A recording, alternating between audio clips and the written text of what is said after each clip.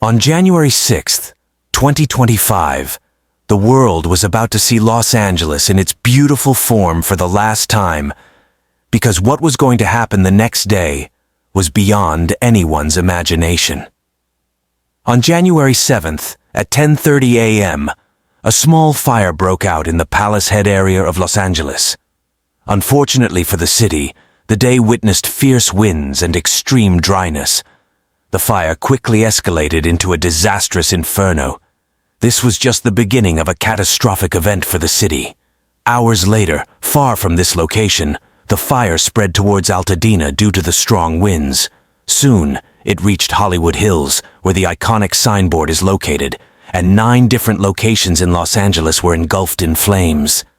The fire consumed everything in its path, spreading across the city to such an extent that the water to extinguish it ran out. In no time, the fire ravaged a total of 38,000 acres, reducing the city to ashes. It destroyed mansions worth millions of dollars, expensive homes, and iconic structures, totaling 13,400 structures, and countless vehicles were burned beyond recognition. The total damage amounted to $50 billion. While many homes were insured, with estimates suggesting $20 billion would be covered by insurance companies, these companies faced the risk of bankruptcy. The measures they took to avoid this will be explained later. Before the fire broke out, the weather in California was already unusually hot and dry for that time of the year. There had been no rain for weeks, making the environment even drier. Trees and grass became highly flammable. The winds, known as Santa Ana winds, worsened the situation. These winds occur during the winter and accelerate to speeds of up to 100 kilometers per hour as they descend from the hills into Los Angeles, drying the environment further. These hot winds not only increase the risk of wildfires, but also spread burning embers to new locations, igniting fresh fires. All these conditions were perfectly aligned to turn one of America's wealthiest cities into ashes. On January 7th at 10:30 a.m., a small fire broke out in the Palace Head area. Just 15 minutes later, aerial pictures showed the fire had already grown significantly. As mentioned, the Santa Ana winds were blowing at speeds of 100 kilometers per hour. By 2 p.m., within just 4 hours, the fire had spread to 3,000 acres. The government ordered the evacuation of surrounding areas. By 10 p.m., the fire had expanded to 7,000 acres, destroying all homes in the evacuation zone. By the morning of January 8th, the fire had consumed 15,000 acres, and by nightfall, it had scorched 23,000 acres. The second fire, known as the Eaton Fire, began on the evening of January 7th at 6:30 p.m. in Altadena. By the morning of January 8th, it had spread to 7,000 acres, and by 11 p.m. that night, it had engulfed 11,000 acres. By January 10th, the Eaton Fire had spread to 14,000 acres, claiming the lives of 5 people. The Knit Fire started on January 9th at 2:30 p.m. in West Hill. Local residents caught someone near the fire, suspecting they had started it.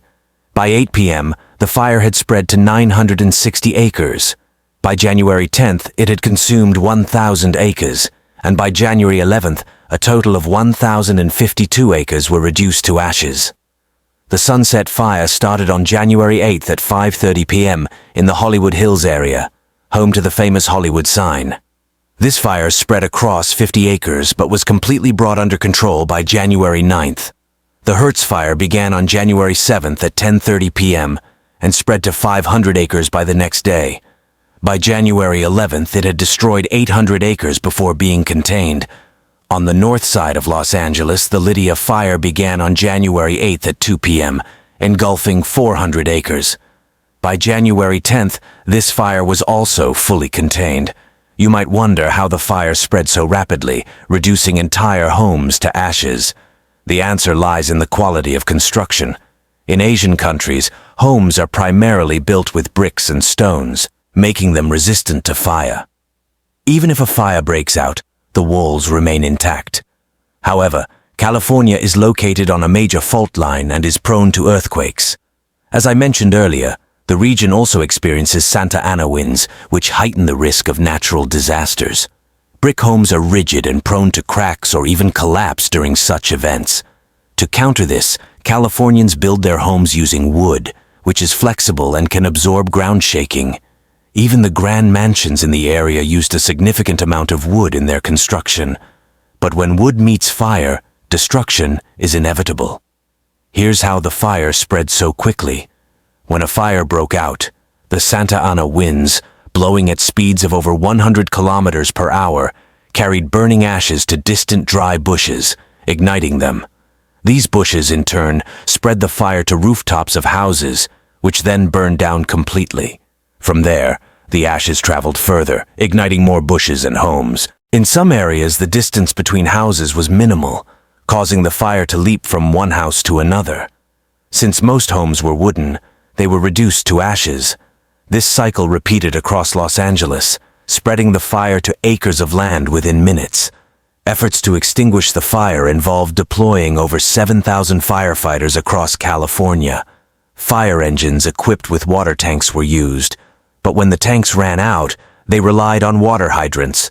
However, the hydrants were connected to underground water storage plants, not directly to the ocean. With such a large-scale fire, the water in these plants ran out. To combat this, over 30 helicopters were deployed, each equipped with massive bags capable of carrying hundreds of liters of water. These helicopters sourced water from lakes, ponds, and rivers and dropped it over the affected areas. Despite these efforts, the scale of the fire was unprecedented, and its impact on Los Angeles was devastating.